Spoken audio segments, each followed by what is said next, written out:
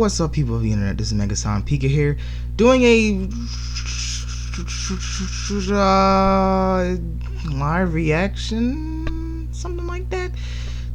I guess it could be a live reaction. Let's just call it that. Let's just call it that. Of One Piece episode of Sabo, which came out Saturday. Oh boy, I missed like 2 days.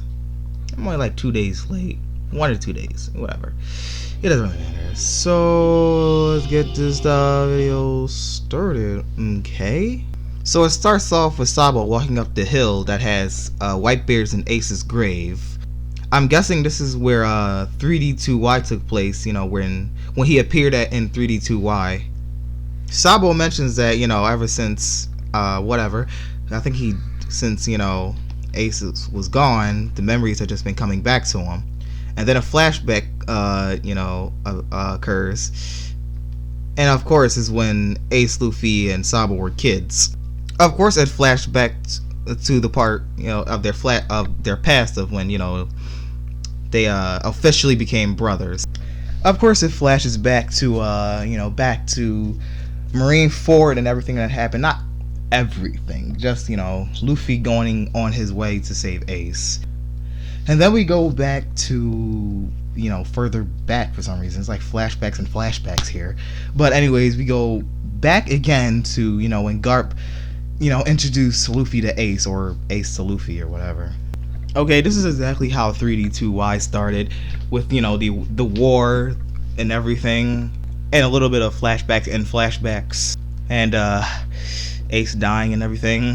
Which I'm still gonna question. How do you kill someone made of fire with lava? That's like killing someone made of water with ice. It's so stupid. So we go back to present time with Sabo at the at the altar and everything. He actually mentions that Ivakov, or Eva-chan, actually told Sabo about everything that happened at the war. I thought Sabo kept everything up with the newspaper and everything, but that works too. Sabo says he only wishes that he was there, but I guess that's not even his fault. So Sabo gets up and walks off, and we go back into a very familiar scenery. That familiar scenery being Dressrosa, the current arc in the anime. Of course, with Sabo and Koala, undercover kind of in Dressrosa. I'm guessing this takes place, around the beginning of Dressrosa, of the Dressrosa arc, since, we still got toys and everything. And, I think they're just now experiencing that, in a way, they're kind of experiencing that the toys are actually humans, and people forget about, forget that they are people, and they're just toys to them. Dressrosa was really stupid.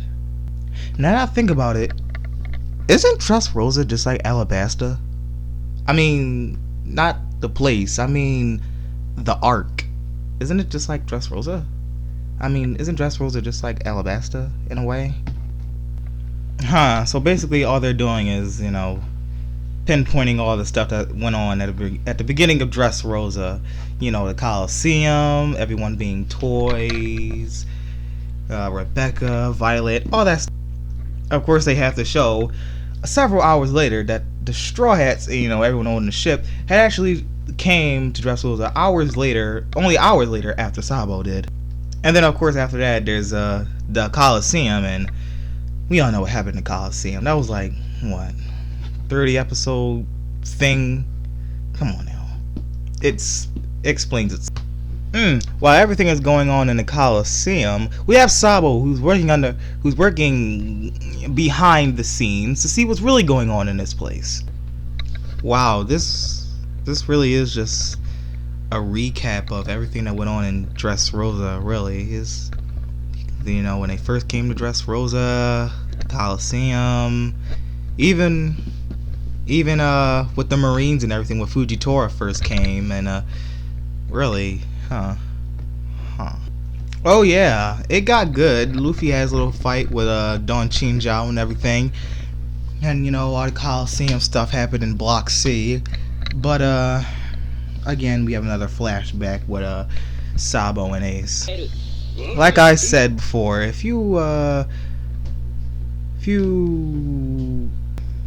remember what went on back in the backstory of Luffy, Ace, and Sabo, then you pretty much know that when pretty much know what happened when Luffy got captured and he didn't want to tell about anything about Ace and his location and stuff. Luffy got captured and Sabo and Ace came to rescue him and stuff like that happened.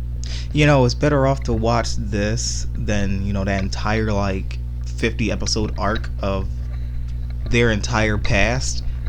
But then again, that 50 episode kind of arc was more detailed. Well, whatever floats your boat. Okay, back to present time. I already reviewed this in like a manga and an anime review, I think, but it's good to say it again. So Doflamingo and Law are going at it on a bridge. Let's fast forward to a lot, because Dressrosa, yay, Luffy finally met, or should I say re-met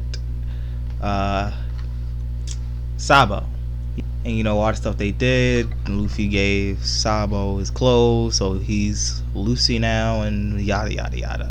And once again, another flashback. I mean, I don't have problem with it and everything. It's just it's a lot. And the flashbacks of Sabo and everyone, we actually go back to when Sabo was taken back to his noble house, and he was greeted with his adopted younger brother.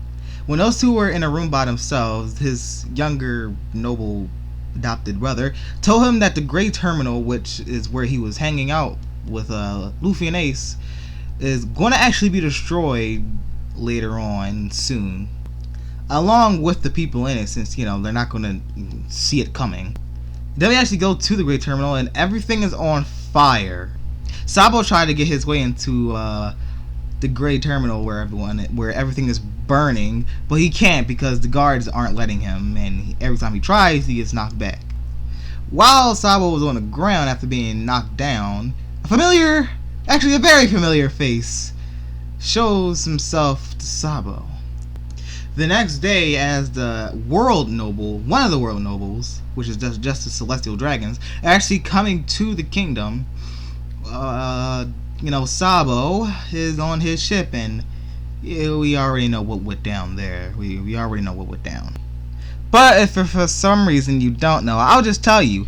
Sabo's ship got shot down and blown up, and everyone thought he died. Of course, when Luffy and Ace are told the news, they don't take it lightly. Well, Ace did. Luffy just started crying on the side. Of course, they go to where, after Sabo's supposed death, Luffy and Ace, at the cliff and talk about, won't die. They'll be better pirates and they'll become stronger one day, and just stuff like that. You should know that. But then we go back into the Coliseum in present time, to where Sabo / Lucy is walking into the Coliseum. And again, like I said, we all know what happened after that. Alright, so everything in Dressrosa is coming back together. Sugar has become unconscious because, she basically set herself up, and all the toys are turning back into people. That also being Kiddos, if you don't know, is also Rebecca's biological father. In the end, Sabo got the devil fruit, and we all know what he did after that. He used Fire Fist and created a hole in the ground, and for some reason that was the end of the special. Okay, about this episode of Sabo, all it was a recap of Dressrosa, and there was a lot of Sabo, Luffy, Ace flashbacks. It was good, but at the same time, it was pretty whack, yo.